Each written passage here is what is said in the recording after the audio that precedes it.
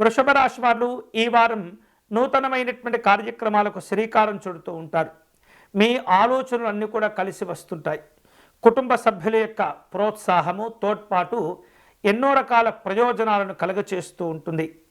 ఈ వారం ఆర్థికపరమైనటువంటి సమస్యలు కొన్ని ఉన్నప్పటికీ గత వారంతో పోల్చుకుంటే కొంత శుభకరంగానే ఉండబోతుంది. మీ అవసరం కోసం గతంలో మీరు చేసిన అప్పులను కూడా తీర్చివేసేందుకు ఈ వారాన్ని మీరు ఉపయోగించుకుంటూ ఉంటారు.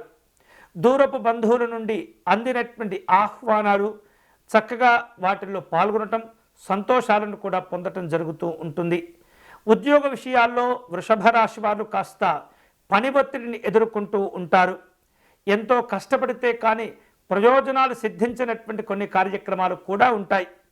ఒక్కొక్కసారి విశ్రాంతిని కూడా తీసుకోలేక పనులందు చక్కగా నిమగ్నమవుతుంటారు. ఇతరులమైనటువంటి కార్యక్రమాలు చేపట్టేటప్పుడు మీ వలన ఇతరులకు ఇబ్బందులు కలగకుండా మీరు మీ పనులను పూర్తి చేసే ప్రయత్నం చేయండి. కష్టపడటం, విరామం లభించకపోవటం వలన ఈ వారం అప్పుడప్పుడు అనారోగ్యానికి గురి అవుతూ ఉంటారు. జాగ్రత్తలు తీసుకోవాలి. కొన్ని విషయాల్లో అనవసరమైనటువంటి ప్రకటనలు చేయకుండా మిమ్మల్ని మీరు నియంత్రించుకుంటూ ఉండాలి. ఎదుటి వారిని విమర్శించకుండా మీరు మీ పనులను చేపడుతూ ఉంటే కనుక అన్ని రకాల శుభ ఫలితాలు మీకు కలిసి వస్తాయి.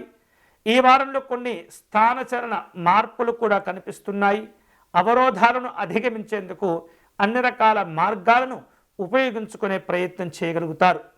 ఈ వారం వృషభ రాశి వారు శుభకరమైనటువంటి ఫలితాలను పొందేందుకు ఆంజనేయ స్వామి వారిని దర్శనం చేసుకోవటం, స్వామివారిని పూజించటం, వీలైతే కనుక స్వామివారికి తమలపాకులతో అష్టోత్తర శతనామార్చన నిర్వహించండి. హనుమాన్ చాలీసా పారాయణం చేయండి. శుభాలు కలిసి వస్తాయి.